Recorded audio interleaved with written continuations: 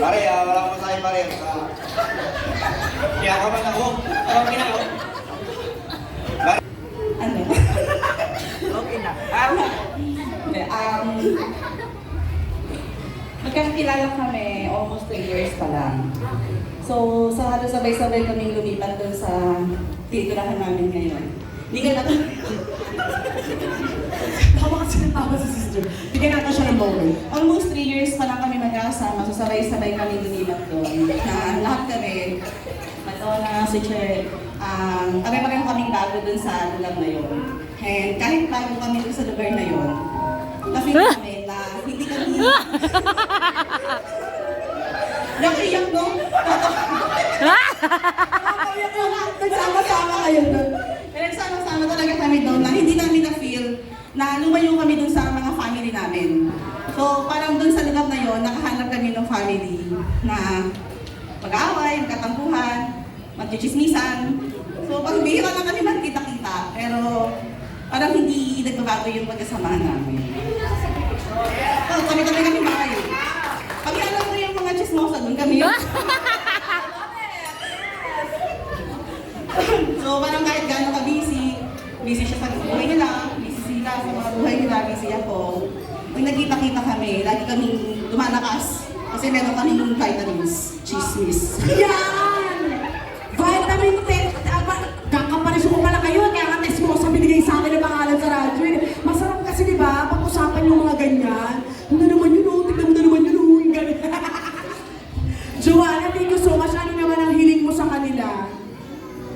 Chismisan lang kami, Che, huwag kami nga! Kasi apat kami yan eh. So, madami kaming nagdaanan, pero ma-feel namin yung love nung makinig ka. Hoy, chismis! Sorry. Kasi ganyan nga tayo mo. Sabi, patawarin mo kasi sister pala. Ay, kasi bulong ng bulong kasi ito na.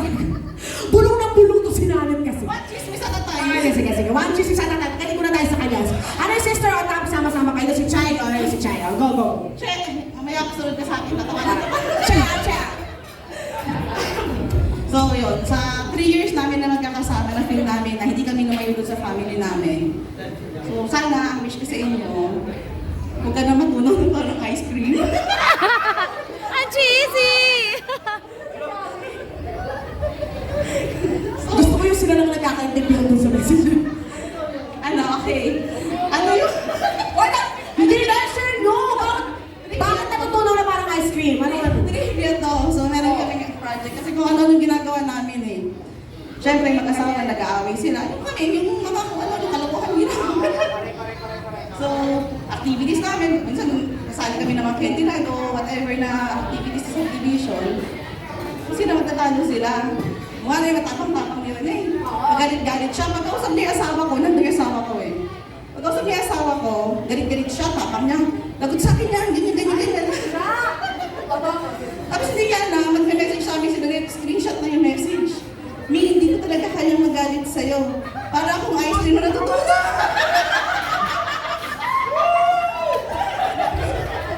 Yan ang sinasabi ko sa inyo. Mga sinasabi ko sa kaibigan nyo nakakarating sa mga misis ninyo. Kaya kayo mag-iingat kayo sa mga chat-chat na dyan.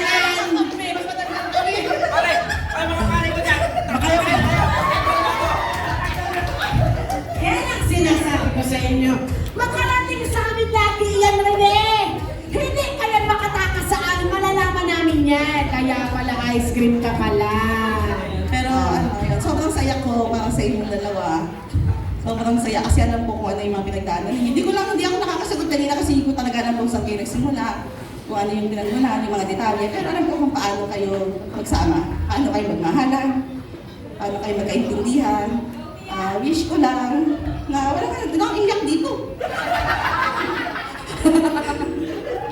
Ang wish ko lang talaga, next year, binyagan naman. Binyagan naman. Oo. So, ang wish ko lang talaga, kayo na yung forever. No, huwag ka nang bringing vinegar.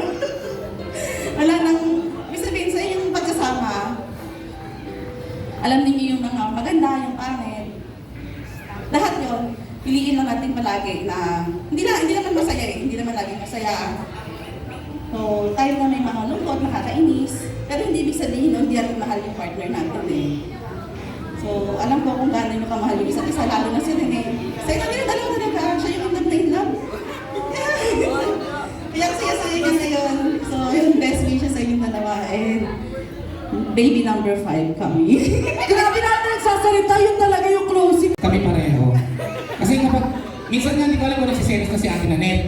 Kasi pagdating sa trabaho, unang pupuntahan ako sa bahay ko. Okay. Hindi pa siya bumababa dun sa motor niya. Pare, andiyan ka naman sa bahay. Punta sa akin.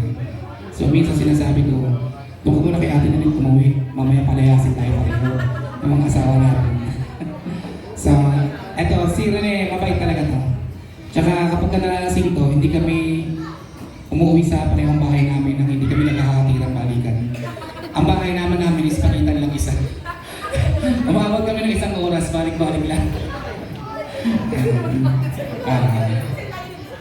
So si Ate Nanette na mga sis, ito mabait si Ate Nanette talaga.